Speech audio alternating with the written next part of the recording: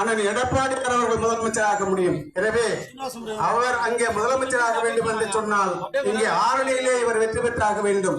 எனவே எனக்கு இரட்டையிலே வாக்களியுங்கள், வெற்றி பெற செய்யுங்கள் என்று வேண்டி விரும்பி கேட்டுக்கொண்டு உங்களிடத்திலே உரையாற்றுவார்.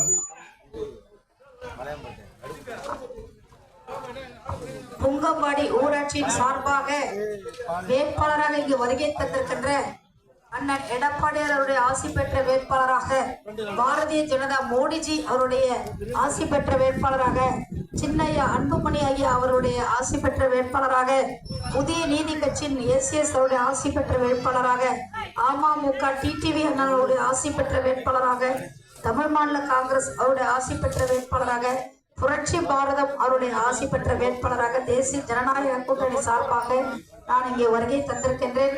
இந்த நல்ல நிகழ்ச்சியை சிறப்பாக ஏற்பாடு செய்திருக்கின்ற சொல்லிட்டேன், அதுல பொறுப்பாளர்கள் அதிமுகவின் சார்பாக சிறப்பான வரவேற்பை கொடுத்த அண்ணன் முன்னாள் ஊராட்சி மன்ற தலைவர் அண்ணன் மரியாதைக்குரிய பிச்சாண்டி அவர்களே, அண்ணன் சுரேஷ் மரியாதைக்குரிய சுரேஷ் அவர்களே, மற்றும் நம்மளுடைய பிஜேபியின் பொறுப்பாளர்கள் மரியாதைக்குரிய சொல்லுங்க பேர்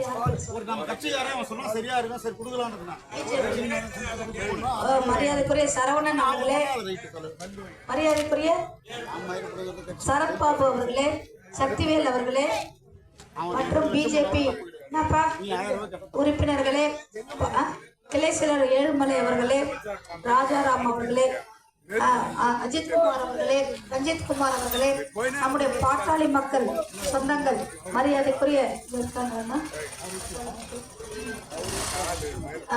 ஒன்றிய செயலாளர் மரியாதைக்குரிய பாமக ஒன்றிய செயலாளர் மரியாதைக்குரிய பெருமாள் அவர்களே, புரட்சி பாரதம் மரியாதைக்குரிய மதியரசன் அவர்களே, அல்போன்சா அவர்களே, மற்றும் தேசிய ஜனநாயக கூட்டணியின் சார்பாக இங்கு வருகை தந்திருக்கின்ற அனைத்து கட்சியின் கழக பொறுப்பாளர்கள், கழக பெரியவர்கள், கழக சான்றோர்கள், பாசத்திற்கு பண்பிற்கும் உரிய அண்ணன் எடப்பாடியாருக்காக எவ்வளவு வெயில் அடித்தாலும் சரி நாங்கள் உறுதியாக 3 மணி நேரமானாலும் உறுதியாக நிற்போம் என்ற மன திடத்துடன் உறுதியுடன் இருக்கின்ற பாசத்திற்கும் பண்பிற்கும் உரிய புங்கன்பாடி வாழ் பொதுமக்களே, பத்திரிகை துறை நண்பர்களே, உங்கள் அனைவருக்கும் என்னுடைய நன்றி கலந்த மரியாதை கலந்த என்னுடைய வணக்கத்தினை முதல்ல தெரிவித்துக் கொள்கிறேன்.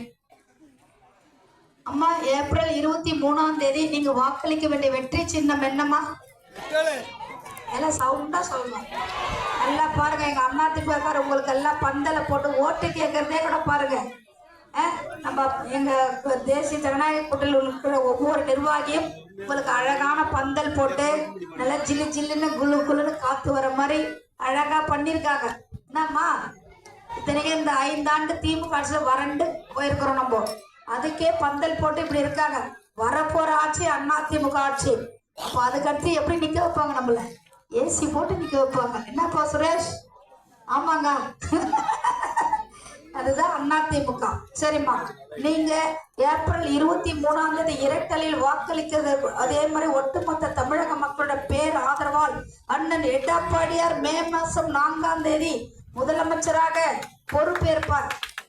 அவர் பொறுப்பேற்றவுடன் போடப்படுற முதல் கையெழுத்து என்னன்னு தெரியுமாம்மா உங்களுக்கு? சத்தமா சொல்லணும். 10,000. எத்தனாயிரம்? சவுண்டா சொல்லணும். அது ஒண்ணு 100 200 இல்ல, 100 ரூபாய் 200 ரூபாய் சொல்றது. 10,000. எப்படி? 10,000 சொல்லுங்க. 10,000. எத்தனாயிரம்? 10,000. சரி, அது வந்து நிவாரண தொகை ஒரு முறை தான் கொடுப்பாங்க. புரியுதாம்மா? நிவாரணம் சொன்னால் எங்கேயாவது பாதிக்கப்பட்ட இயற்கை சீற்றத்தால் பாதிக்கப்பட்ட மாவட்டத்துக்கு தான் கொடுப்பாங்க. இந்த 5 ஆண்டு திமுக ஆட்சியில் நம்ம பட்ட கஷ்டத்துக்காக ஒட்டுமொத்த தமிழகத்தில் உள்ள ஒவ்வொரு குடும்பத்துக்கும் நிவாரண தொகையாக எவ்வளவு கொடுக்கிறார்? 10,000. இது வரைக்கும் நமக்கு யாரா கொடுத்துக்கிறாங்களாமா 10,000? இதுக்கு முன்னே எத்தனையோ முதலமைச்சர் இருக்காங்க, கொடுத்துருக்காங்களா? சரி, நம்ம கணவர் கொடுத்துருக்காரா? நம்ம அப்பா அம்மா, நம்ம அண்ணன் தம்பி எல்லாம் ஆம்பளை அனுப்பி கொடுத்துருக்காங்க. கொடுத்துருக்காங்களா? நம்ம பெத்த புள்ள, நம்ம பெத்த பொண்ணு யாரும் கொடுக்கல. அவங்க கையில லட்சக்கணக்கில் சம்பாதிச்சாலும் நம்ம கேட்டா கொடுக்குறாங்களா? என்ன சொல்றாங்க? உன்னதான் ராஜாதி மாதிரி மாதிரி பாத்துக்கிறல்ல, கிளி மாதிரி பாத்துக்கிறல்ல, நீ கேட்டதெல்லாம் நான் வாங்கி தரேன்ல. சுரேஷ் இப்படிதானே சொல்லிக்கிற நீ?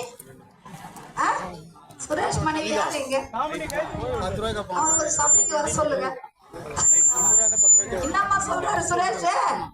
கொடுக்க மாட்டேன். நான் சொல்றதுக்கு பதில் சொல்லு, உண்மையை சொல்லு. சபையில வேற மாதிரி சொல்லாத. என்ன சொல்றாங்க? கிளி மாதிரி பாத்துங்கிற, நீ கேட்கறதெல்லாம் நான் வாங்கி கொடுக்குறேன், உனக்கு எதுக்கு 10,000 இப்படிதானே சொல்றாங்க. என்ன சதீஷ் நீ அப்படிதானே சொல்ற? சுரேஷ் அம்மா இது வரைக்கும் சுரேஷ் 10,000 கொடுத்துக்கிறாப்லையம்மா. பாட்டி இப்படி சொன்னாதான் வீட்டுல நீ சமத்துல சுரேஷ் சண்டை போடாதுன்றதுக்காக அவங்க சொல்றாங்க. புரியுதாப்பா? உங்ககிட்ட சுரேஷ் வாங்கி போடுற அப்படியா? பாரு சுரேஷ் சரி, ஒரு 10,000 நம்மளால வாழ்க்கையில பார்க்க முடியல. நம்ம வீட்டுக்காரர் எவ்வளவுதான் வசதி வாய்ப்போட இருந்தா கூட இல்லையம்மா. ஆனா வாழ்க்கையில ஒவ்வொரு குடும்பத்துக்கும் 10,000 ரூபாய் கொடுக்கிற ஒரே முதலமைச்சர் யாரு? யாரு? யாரு? யாரு? அண்ணன் எடப்பாடியார். அவரோட வெற்றி சின்ன